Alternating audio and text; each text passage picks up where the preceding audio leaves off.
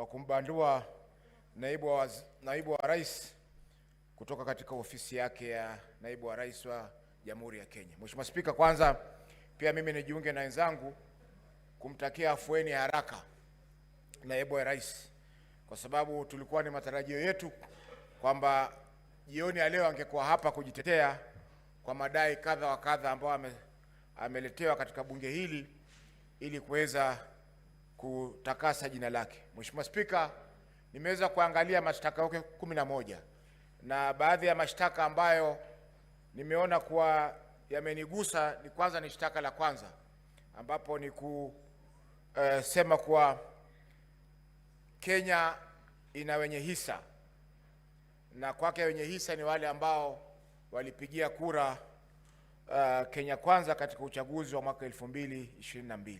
Mheshimiwa Spika, hiyo imebagua makabila zaidi ya 47 katika nchi yetu, na sisi ambao tutatoka pwani, ambao kutoka mwanzo pwani ilikuwa si koloni ya Kenya, ilitupa mshtuko mkubwa kwa sababu tuniona kwamba tunazidi kutengwa katika mamlaka ya jamhuri yetu ya Kenya. Mheshimiwa Spika, shtaka la pili ambalo limenibamba ni la kuhusu ukiukaji wa sheria, na hapa nitaangazia shtaka la pili na shtaka la 6 ambapo amekiuka sheria inayohusiana na uwiano katika nchi yetu ya Kenya na vile vile pia kuleta makabila na jamii zote pamoja. Mheshimiwa Spika, la 3 ni ukosefu wa nidhamu, swala la ukosefu wa nidhamu katika kumshambulia hadharani mkurugenzi wa shirika la ujasusi nchini mwetu. Mheshimiwa Spika, hii ilitokea mnamo tarehe 26 mwezi wa 6 mwaka huu ambapo naibu wa rais alikuwa Mombasa na akatoa taarifa ambazo zilihujumu usalama wa taifa, ambapo yeye kama naibu wa rais alikuwa na fursa ya kuweza kuzungumzia mambo haya katika serikali na vile vile pia hatua za kurekebisha zikachukuliwa.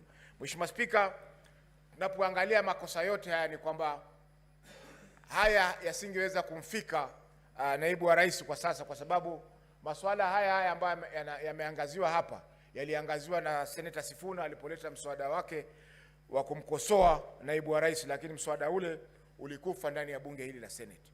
Mheshimiwa Spika, masuala ya ukiukaji wa kiapo haya, Mheshimiwa Spika, hayana nguvu kwa sababu wakati alipokuwa anaapishwa siku ya kwanza aliapa viapo viwili.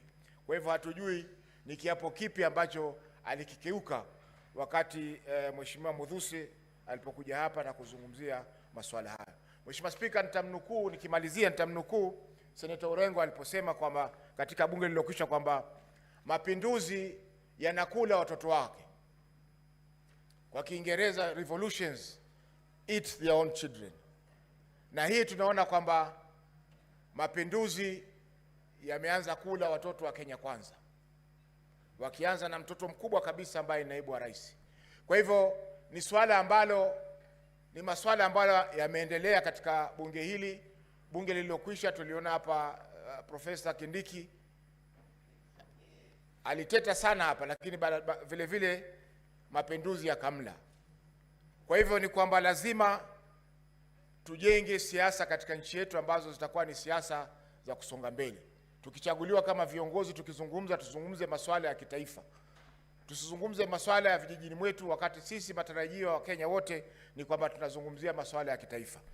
Kwa hiyo Mheshimiwa Spika, napongeza pia bunge hili la Senate kwa kuonesha ukakamavu na vile vile pia umahiri mkubwa wakati tumeweza kusikiza kesi ya naibu wa rais. Labda kwa siku za usoni tutapata pia fursa ya kusikiza kesi ya rais wa Jamhuri ya Kenya katika bunge hili letu. Asante Mheshimiwa Spika kwa kunipa fursa hii. Senator Orwoba.